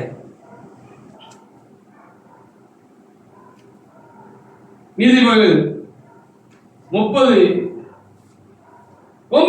ஒரு ஏழை பக்தன் எழுதி வச்சுட்டு போயிருக்கிறார். எப்பா நிறைய வேண்டாம், குறைஞ்சு போக வேண்டாம், அன்றன்றைக்குள்ள படி எனக்கு அளந்து கொடுக்கப்பா அப்படின்னு அவரு சொல்லிட்டு போயிருக்கிறார். அந்த பக்தன் சொல்லிட்டு போயிருக்கிறார். அந்த ஆளுகளுடைய காரியங்களை நாம் அப்படி பார்க்கிற பொழுது ரொம்ப படிச்சாத மாதிரி தெரியல, ஒரு ஞானம் இல்ல, சாலமோன் ஒரு ஞானியும் கூட தெரியவில்லை, ஒரு பெரிய பரிசுத்தவான் போல தெரியல, ஒரு சராசரியான ஒரு மனுஷன், ஆனா தேவனை அண்டி கொண்டிருந்த மனுஷனா இருப்பார் போலுக்கு. அவருக்குள்ள இப்படி ஒரு உணர்வு உண்டாயிருந்திருக்கிறது. அதனால தேவனத்துல இப்படி வேண்டிக் கொண்டாராம். வாசிங்க நீதிமொழிகள் 30:9. நான் பரிபூரணம் அடைகிறேனால், ஆனால் பரிபூரணம் அடைகிறபடினால் மறுதலித்து கர்த்தர் யார் என்று சொல்லாதபடிக்கும் தரித்திரப்படுகிறதுனால், நான் தரித்திரப்படுகிறபடினால் திருடி என் தேவனுடைய நாமத்தை வீணிலே வழங்காதபடிக்கும் ஆமா என் படியை என கலந்து போடும். ஆமா, அந்தந்த நாளுக்குள்ளே படியடை கலந்து போடணும்னு சொல்லியிருக்கு. அந்தந்த நாளுக்குள்ளே தேவைகளை கர்த்தர் நமக்கு சந்திப்பா இருந்தா ஆண்டவர் சொல்றாரு. ஒண்ணுக்கு கவலைப்படக்கூடாது அப்படிங்கிறதான், பயப்படக்கூடாதுங்கிறது தான் இன்றைக்கு நமக்கு கொடுக்குற கர்த்தருடைய என்ன செய்கிறது செய்தியாக இருக்கிறது என்று சொல்லி நாம பார்க்க முடிகிறது. ரோமர் 8:32 ஒரு தேவனுடைய எடுத்து வாசி பாருங்க. நம்ம எதுக்கும் கவலைப்பட வேண்டியது அவசியம் இல்லை. கவலை வருகிறது, அதனுடைய கணாகன டென்சிட்டி நாளாக குறையணும். ஹல்லேலூயா. முந்தி கலங்குற மாதிரி, பயப்பட்ட மாதிரி, கவலைப்பட்ட மாதிரி இப்போ ஒரு பிரச்சனை வருகிறது பொழுது நம்ம ரொம்ப கவலைப்படக்கூடாது. ஏன்னா நமக்கு அனுபவம் இருக்கு தானே. எதுல ஆண்டவர் நம்மளை விட்டுட்டு ஓடினாங்க, மனுஷன் தான் விட்டுட்டு ஓடி போன வழி, ஆண்டவர் ஒரு நாள் விட்டுட்டு ஓட மாட்டாரு. ஹல்லேலூயா. அந்த அளவுக்கு நம்ம பெரிய நீதிமான் ஒரு பக்கத்துல சொல்றதுக்கு இல்லை. ஹல்லேலூயா. குறைவுள்ளவன் ஆனாலும் கூடவே இருக்கிறேன்னு பக்தன் பாடினான். எப்படி நம்ம கடவுளுக்கு முன்பாக குறைவுள்ளவர்கள் தான், ரொம்ப 100% பெர்ஃபெக்ட்டா இருக்கணும்னு சொல்லி யாரும் தலையை நிமிர்த்த முடியாது, நெஞ்சை நிமிர்த்த முடியாது ஆண்டவர் இடத்துல. அவன் எப்படி இருந்தாலும் குறைவுள்ளவங்க தான். ஆண்டவர் கூட இருக்காரு தானே. ரோமர் 8:32 தம்முடைய சொந்த குமாரன் என்று பாராமல், தம்முடைய சொந்த குமாரன் என்று பாராமல் நாம் எல்லாருக்காகவும் அவரை ஒப்புக் கொடுத்தவர், நமக்கு அவனுக்காக அவரை ஒப்புக் கொடுத்தவர், அவருடைய கூட மற்ற எல்லாவற்றையும் நமக்கு அருளாது இருப்பது எப்படி? அவரையே கொடுத்துட்டாரு. அவருக்கு மத்த எல்லாம் தராதுக்கு எப்படி அப்படி கேள்வி கேட்கிறார் நம்மளை பார்த்து. ஹல்லேலூயா. எப்படிப்பா சொல்லு அப்படின்னு கேட்ட மாதிரி இல்ல, அப்படிதான் எல்லாத்தையும் கர்த்தர் நமக்கு தருவார். வேண்டியது எல்லாம் தருவார், சுகம் தருவார், பலம் தருவார், பாதுகாவல் தருவார், நம்மை போஷிப்பார், நம்மை நடத்துவார், நம்மை உடுத்துவார்,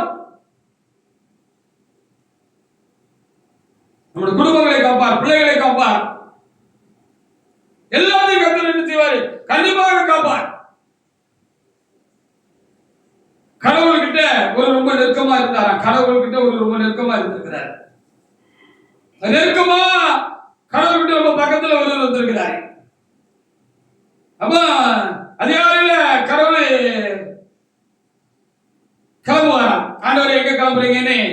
நெருக்கமா பக்கத்தில் இருக்கிறது கேட்பாரா? உலகத்தில் இருக்கிற எல்லா ஜீவராசிகளுக்கும் இன்றைக்கு அளக்க வேண்டிய படியை அளக்கணும்ல, அவங்களுக்கு வேண்டிய ஆகாரங்களை கொடுக்கணும்ல. அதுக்காக அது என்னுடைய கடமை, என்னுடைய வேலை இல்ல, அது நல்லா செய்யணும் அப்படின்னு சொல்லி அந்த வேலைக்கு நான் போறேன் அப்படின்னு சொல்லிட்டு போயிடுவார். பிறகு சாயங்காலம் கூட ஒரு வாரம் ஆண்டவர் வந்தோடனே, சுவாமி என்ன இன்னைக்கு எல்லா ஜீவராசிகளுக்கும் நீங்க படி வந்துட்டீங்களா? ஓ, படி வந்துட்டேன்னு அந்த பக்கத்தில் இருக்கிற அந்த நெருக்கமான அந்த உறவுக்கு ஆண்டவர் சொல்லுவாரா.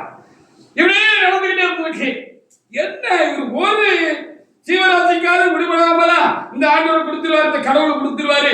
எங்கேயா ஒரு காரியம் தப்பிட முடியும் தானே, அப்படி இல்லாம இருக்க முடியும் தானே அப்படின்னு சொல்லிட்டு இந்த கூட இருந்தவருக்கு ஒரு கேள்வி மனசுல இருந்துகிட்டே இருந்திருக்கு.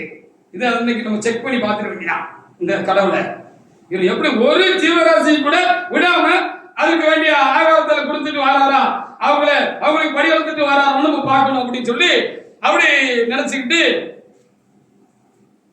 அந்த கடவுள் ஆண்டவர் புறப்படுறதுனால, கடவுள் அந்த படியாளருக்கு புறப்படுறதுனால ஒரு செப்பு, சின்ன செப்பு எடுத்து ஒரு எறும்பை எடுத்து அந்த செப்புக்குள்ள போட்டு மூடிட்டாங்க. செப்புன்னா தெரியும் தானே, மரச்செப்புன்னு சொல்லுவாங்க. அந்த காலத்துல நீங்க நல்லா சின்ன பிள்ளையா இருக்கிற காலங்கள்ல பிள்ளைகளுக்கு விளையாடுறதுக்கு செப்பு சாமான்னு வாங்கி கொடுக்க கலர் கலரா இருக்கு, சின்ன சின்ன சட்டி பானை அது மாதிரிலாம் இருக்கும், கலர் கலரா நமக்கு வாங்கி தருவாங்கல்ல, விளையாடி இருக்கும். ஞாபகம் இருக்கா? பொம்பளை பிள்ளைகள் நல்லா விளையாடி இருப்பாங்க. அந்த பொம்பளைகளுக்கு தான் நல்லா சிரிக்காங்க, செப்பு சாமா வச்சு விளையாடுவாங்க அவங்க எல்லாம்.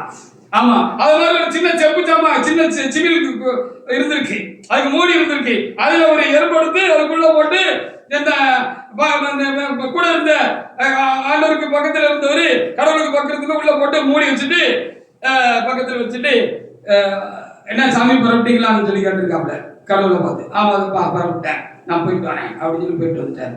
சாயங்காலம் வந்துட்டாரு. எப்பவும் போய் சாயங்காலம் எல்லாருக்கும் சாப்பாடு கொடுத்துட்டு வந்துட்டாரு. அவன் அந்த பக்கத்துல இருந்தாலும் இன்னைக்கு வருஷமா என்ன செஞ்சுட்டாரு, கடவுள் மாட்டிக்கிட்டாரு. நம்ம செப்பு வச்சுக்குள்ள ஒரு எறும்பை போட்டு வச்சிருக்கோம் அப்படின்னு சொல்லி நினைச்சிட்டு, சாமி என்ன எல்லாருக்கும் நீங்க சோறு போட்டீங்களா அப்படின்னு சொல்லி கேட்டு, ஓ ஒருத்தர் கூட விடல, அவங்களுக்கு தேவையான வயிற்றுக்கு வேண்டியத நான் போட்டு விட்டேன், எல்லாரும் சாப்பிட்டுட்டு இப்ப ஏப்ப போட்டுட்டு இருக்காங்க அப்படின்னு சொல்லி. இல்ல சாமி, நீங்க ஒரு உயிருக்கு நீங்க சாப்பாடு போடல அப்படின்னு, யாருக்கு போடல அப்படின்னு சொல்லி கேட்டாங்க. இந்த செப்புக்குள்ள ஒரு எறும்பை நீங்க புறப்படுறதுக்கு முன்னாலே நான் போட்டு மூடி வச்சிருக்கேன், இந்த செப்புக்குள்ள இருக்கிறதுக்கு நீங்க போடல அப்படின்னு. அப்படியா, நீ திறந்து பார்த்து சிரிச்சுட்டு கடவுள் சொல்லியிருக்கான். திறந்து பார்த்தா அந்த செப்புக்குள்ள அந்த எறும்பு சுத்திக்கிட்டே இருக்கான். வாயில ஒரு அரிசி மணி இருந்துச்சான். வாய்க்குள்ள ஒரு அரிசி மணி இருந்துச்சான். இந்த கூட இருந்த ரொம்ப ஆச்சரியமாயிட்டான். அப்போ இப்படி மூடுவாங்கிறது ஆண்டவருக்கு தெரியும், எறும்பு பிடிச்சு உள்ள போடுவாங்கிறது தெரியும். அதனால முன்னக்கூட்டி ஆயத்தமா என்ன நடந்திருக்கு அப்படின்னு சொன்னா, அங்க ஒரு அரிசி மணி கடவுளை வச்சுட்டாரு. உள்ள அரிசி மணி இருக்கிறது இவங்க இந்த மொத்த கண்ணுக்கு தெரியல. எறும்பை பிடிச்சி போடுறது வேகமா இருந்தா உள்ள என்ன இருக்குன்னு தெரியல. ஆனா கத்திரவனுக்கு கடவுள் இப்படி செய்வான்னு தெரிஞ்சனால முன்னக்கூட்டி அவர் ஆயத்தம் பண்ணி வச்சிருந்தார். ஹல்லேலூயா. சரிதானே? சிறிய எறும்புக்கு கூட அவர் அந்த அன்றாட வேண்டிய உணவுகளை அவர் கொடுக்கிறார் என்று சொன்னார். நமக்கு தரமாட்டாரா என்பதுதான் செய்தியாக்குறது. அப்படின்னா இந்த அனுபவம் நம்ம வாழ்க்கையை நிறைவாக காணப்படுவதற்கு, சாட்சி சொல்லுகிற அளவுக்கு கர்த்தரை குறித்து தைரியமாக, கொஞ்சம் நான் சொல்லுவது போல நீங்களும் தைரியமாக மற்றவர்களுக்கு சொல்வதற்கு இந்த அனுபவங்கள் நமக்கு பெருக வேண்டாம்.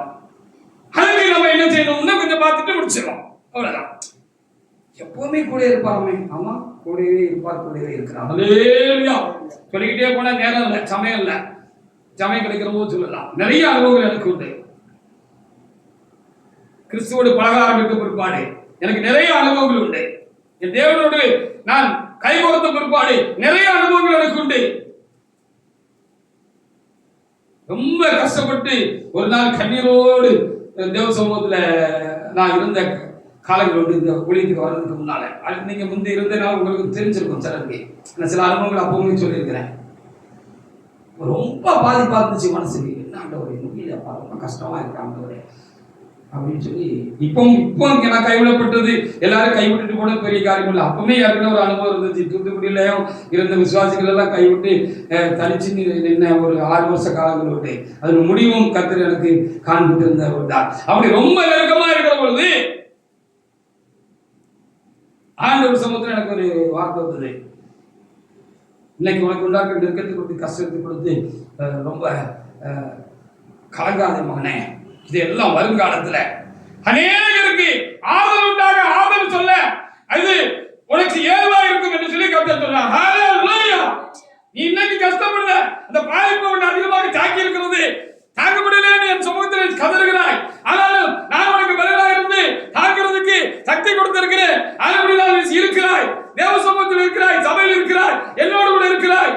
நான் உனக்குள்ளாக இருக்கிறேன், நீயும் எனக்குள்ளாக இருக்கிறாய். இதுக்காக சங்கடப்படாத மகனே. இது இந்த அனுபவம் பின்பு நடக்க போற எல்லா காரியங்களும் இனி இப்படி ஒரு பாதிப்புக்குள்ள இருக்கிற ஒரு தேவனுடைய பிள்ளைக்கு நீ தைரியம் சொல்றதுக்கும் ஆறுதல் சொல்றதுக்கும் ஆறுதல் உண்டாகிறதுக்கு எதுவா இருக்குன்னு சொன்னார். அதனாலதான் அப்படி சில காரியங்கள்லாம் வருது.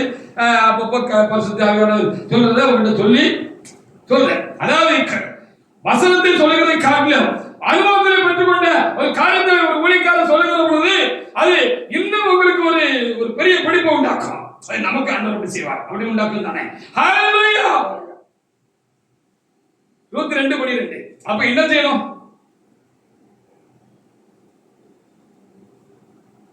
கொஞ்சம் தைரியமாவே நான் சொல்லலாம். எல்லா காலத்திலும் கர்த்தரை உடம்புடியா பிடிச்சிருந்திருக்கிறேன். இப்பவும் ரொம்ப ஃப்ரீயா இருக்கேன்னு சொல்ல முடியாது. ஊழியத்தை விட்டு அதிக தாக்கம் எனக்கு உண்டு. பெருசா நான் ஊழியம் வளரக்கூடாத அளவுக்கு நான் ரொம்ப கடவுளுக்கு முன்பாக பிரியமில்லாதவனாகவோ துணிகரமானவனாக இல்லை. கர்த்தர் அனுமதித்திருக்கிறார். ஹல்லேலூயா. இடையில நான் ஏதாவது இன்னும் கற்றுக்கொள்ள வேண்டியது இருக்கும். அதுக்காக கூட இருக்கலாம். வாசிங்க 22:12.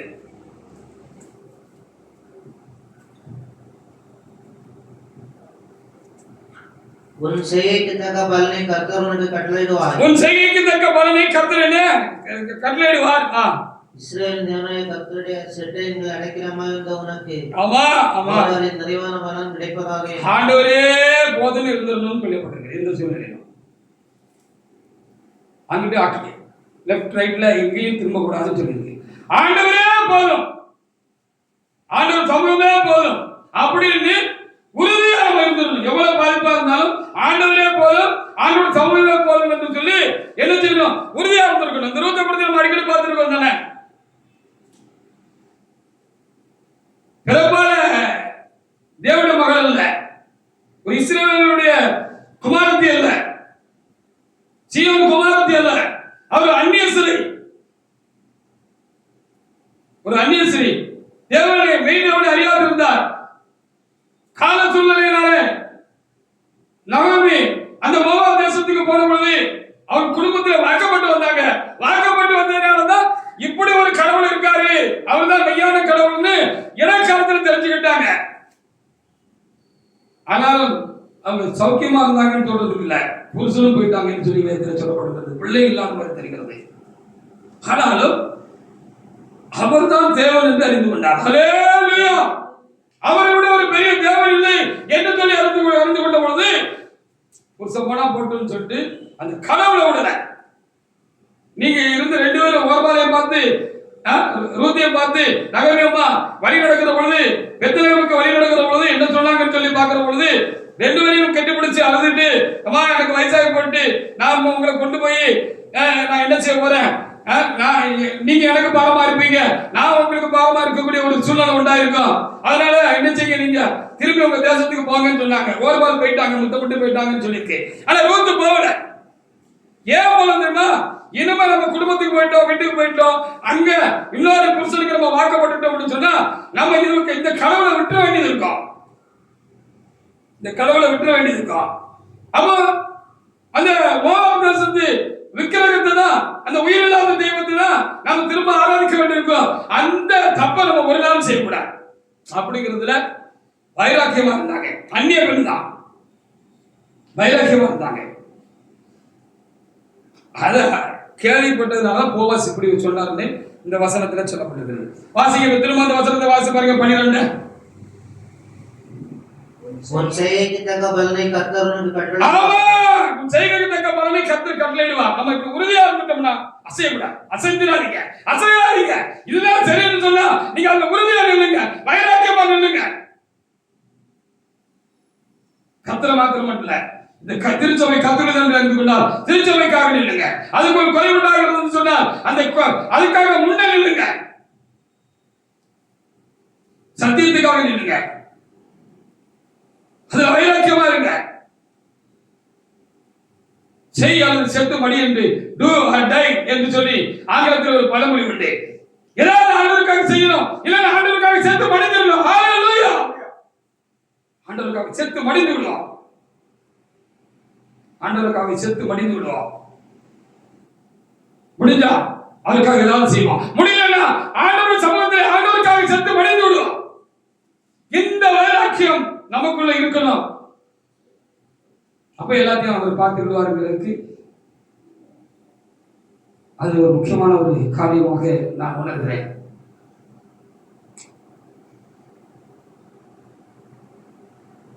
தைரியமா சொல்லியிருப்பாங்க, நீ எனக்கு பாரமா இருப்ப, நான் உனக்கு பாரமா இருப்ப, அதனால நீ பேர் உள்ள அப்படின்னு சொன்னா. கடைசியில் என்ன ஆச்சு தெரியுமா?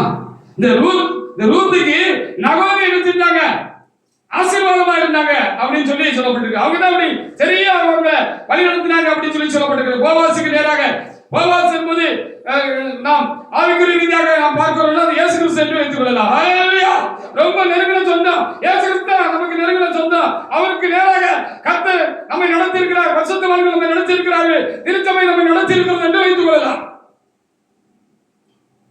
அந்த அப்போ பாரமா இருப்பேன்னு நினைச்சாங்க. ஆனா அந்த ரூத்துக்கு அந்த நகோமி ஆசீர்வாதமா இருந்தாங்கன்னு சொல்லி 3:1 எழுதிட்டு பாருங்க. 3:1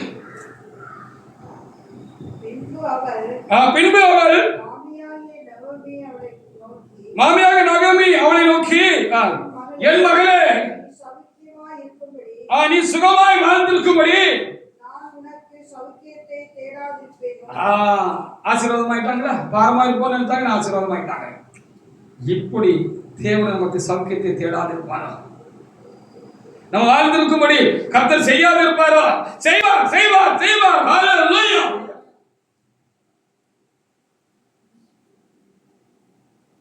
4:14-15 வாசித்து பாருங்க.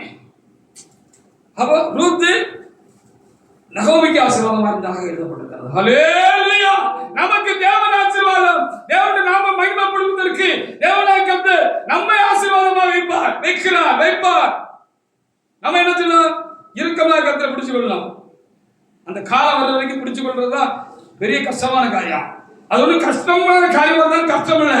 ஏன்னு சொன்னா அந்த கஷ்டத்திலையும் நம்ம நிக்கிறதுக்கு, நம்ம தாக்கு பிடிச்சு நிக்கிறதுக்கு, நம்ம தைரியமாக நிமிர்ந்து நிற்பதற்கு, காரியங்களை எதிர்கொள்வதற்கு தேவன் எனக்குள்ளே உங்களுக்குள்ளே பலமாக இருப்பார். ஹalleluya. தேவனால் நிற்கலாம். 14-15 அப்பொழுது ஸ்திரீகள் நகோமியை பார்த்து சுதந்திராளை அற்று போகாதபடிக்கு, ஆமா, இன்று உனக்கு தகை செய்த கர்த்தருக்கு ஸ்தோத்திரம். ஆமா, அவன் பேர் இஸ்ரவேலிலே பிரபலமாக கடவுது. அவன் உன் ஆத்மாவுக்கு ஆறுதல் செய்கிறவனும், ஆமா, உன் முதிர் வயதில் உன்னை ஆதரிக்கிறவனுமா இருக்க கடவன். உன்னை சிநேகித்து உன் குமாரரை பார்க்கலாம் உனக்கு அருமையா இருக்கிறவன் அவளை பெற்றாளே என்றார். மகனை காட்டிலும் அருமையா இருக்கிற ஒரு மகள் உனக்கு ஒரு ஆசீர்வாதத்துக்கு பெற்று உன் மடியில கொண்டு போட்டாலே அப்படின்னு அங்க எழுதியிருக்கிறது.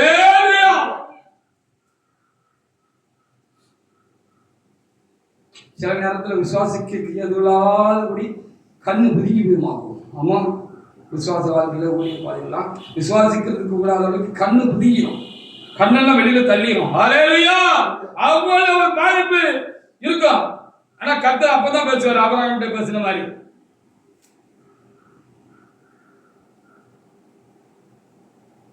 ஆபிரகாம் பேசின மாதிரி பேசுவார். இல்லை, உன்னை பெரிய ஜாதியாக்குவேன். இஸ்மவேல் அல்ல, சாராள் உனக்கு என்று ஒரு குமாரனை பெறுவார். அப்போ இவர் நம்பிக்கை இருந்த நேரத்துல நம்ப முடியல ஒரு சூழ்நிலையில ஆண்டவர் நம்பிக்கையை உசுப்பி விட்டாரு. சாரா உனக்கு ஒரு குமாரனை பெறுவார், அவனுக்கு பேரை சொல்லிட்டார், ஈசாக்கு அப்படின்ட்டார். ஹல்லேலூயா. நெருக்கமான காலங்களிலே கர்த்தர் ஒரு நாள் எனக்கும் சொன்னார், ஹல்லேலூயா, உன்னை நான் பெரிய ஜாதியாக்க வேண்டும் என்று சொல்லி இருக்கிறார். ஹல்லேலூயா. 2 பேர் வந்தா போதும், 4 பேர் 4 பேர் 10 பேர் 20 பேர் வந்தா போதும்னு சொல்லிட்டு இருக்க பொழுது அதுக்காக பாரத்தோடு இருக்கிற இந்த நேரங்கள்ல கர்த்தர் என்ன சொன்னார் தெரியுமா? நான் உன்னை பெரிய ஜாதியாக்க வேண்டும் என்று சொல்லி சொன்னார். ஹல்லேலூயா. ஜாதியாக்குன்னா ஆபிரகாம் கொடுத்த வாக்குத்தத்தமா இருக்கு, உன்னை பெரிய ஜாதியாக்க வேண்டும் சொன்னது. ஹல்லேலூயா. உங்களுக்கு சொல்லி இருப்பாரு, என்னத்தை ஆண்டவர் சொல்லி வருஷங்கள் போயிட்டே நீ நினைக்காதீங்க, நடக்கும் நடக்கும் நடக்கும் நடந்து தீரும். ஹல்லேலூயா. முடிஞ்சிட்டு அப்படின்னு மனுஷன் அல்லது சாத்தான் ஒரு முடிவு முடிஞ்சிட்டு ஒரு காரியத்துக்கு வர பொழுதுதான், இல்ல மகனை முடியவில்லை, நான் ஆரம்பிக்கிறேன் என்று சொல்லி கர்த்தர் ஆரம்பிப்பார். ஹல்லேலூயா. சொன்னதை செய்யும் அளவு நான் உன்னை கைவிட மாட்டேன் என்று தான் சொல்லுது. என்னை பகைக்கிறவர்களா இருக்கட்டும், என்னை சிநேகிக்கிறவர்களா இருக்கட்டும், என்னை விசுவாசியாதவர்களா இருக்கட்டும்,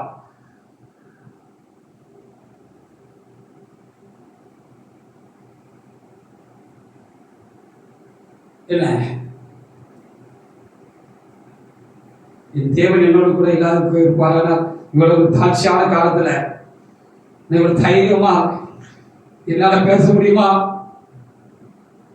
தேவாவியானவர் என்னை ஆட்கொள்ளாவிட்டால் நான் இப்படி பலமாக நான் வார்த்தைகளை நான் உங்களுக்கு கொடுக்க முடியுமா? கேட்கிறவர்களுக்கு கொடுக்க முடியுமா? ஹல்லேலூயா. நான் பலவீனம் தான், எனக்குள்ளே இருக்கிற ஆண்டவர் பலவீனமானவர் அல்ல, அவர் பலமுள்ளவர். அவரு என்னை நிரப்பிட்டாருன்னா நான் பொங்கிடுறேன். ஹல்லேலூயா. நான் நிரப்பிடுறேன். யார் என்னை அற்புதமா நினைச்சாலும் ஏளனமா நினைச்சாலும் என்னுடைய தேவன் என்னை ஒரு நாளும் அற்பமாக என்னதும் இல்லை, பார்த்ததும் இல்லை, என்னிடத்துல ஒரு நாளும் அவர் அப்படி நடந்து கொண்டதும் இல்லை, பேசினதும் இல்லை. ஹல்லேலூயா.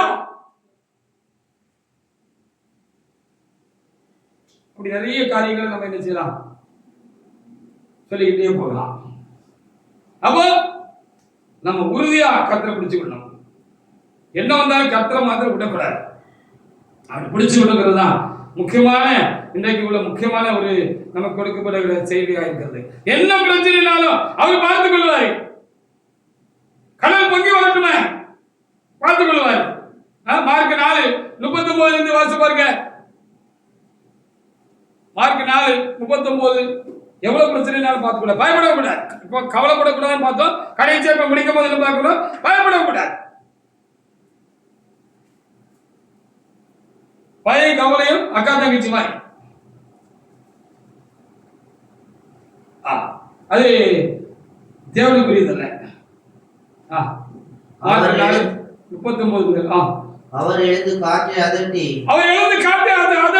கடலை பார்த்து இறையாதே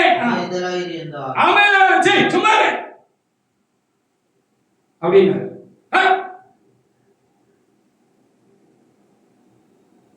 அப்படின்னு அது என்ன ஆயிட்டு வாசிங்க.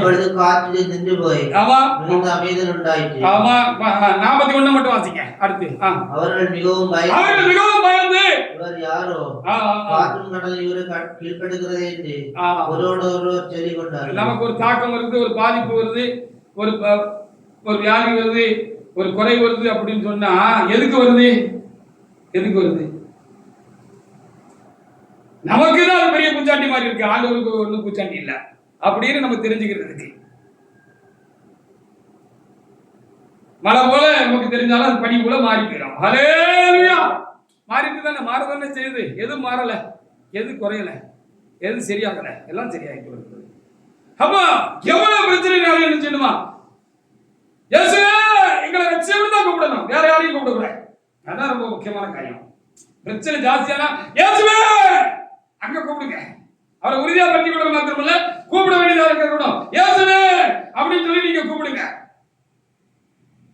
பிலிப்பியர் 4:6-7. அப்போ முதல்ல மன அமைதியாயிரும். ஹalleluya.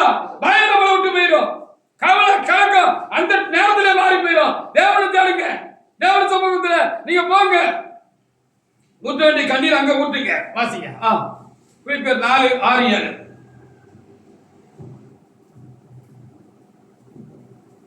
நீங்கள் ஒன்றுக்கும் கவலைப்படாமல் எல்லாவற்றையும் குறித்து உங்கள் விண்ணப்பங்களை சோத்திரத்தோட கூடிய ஜெபத்தினால் வேண்டதினாலும் தேவனுக்கு தெரியப்படுத்துங்கள். அப்பொழுது எல்லா புத்திக்கும் மேலான தேவ சமாதானம் உங்கள் இதயங்களை உங்கள் சிந்தனை முதல்ல மன அமைதியாயிரும். பிரச்சனையே அவத்தால அமைதியாயிரும். ஹalleluya. மிரட்டற சாத்தானும் பிரச்சனையும் என்ன செஞ்சிடும்? அதுவும் விசுறு பேரும். ஹalleluya. அப்ப பாத்தீங்களா நம்முடைய வாழ்க்கையில ஒரு காலம் தேவனை விட்டு தள்ளி நின்னோம். தேவ காரியங்களுக்கு நாம் குறைவு சொல்ல மாத்திரம் இருக்கக்கூடாது. இறைவனை இறுக்கமாக எல்லா சூழ்நிலையும் பிடித்துக் கொள்ளுங்கள். இறைவனத்திலேயே நீங்கள் உங்களுடைய காரியங்களை மன்றாட்டுகளை கொண்டு போய் வையுங்கள். கர்த்தர் ஒரு நாளும் நமக்கு குறை வைக்க மாட்டார். அந்தந்த காலத்துக்கு வேண்டியதெல்லாம் கர்த்தர் நமக்கு தருவார். திரும்பவும் பிரசங்க வாக்கியத்தை வாசித்து முடிக்கலாம். மத்தேயு 6:34.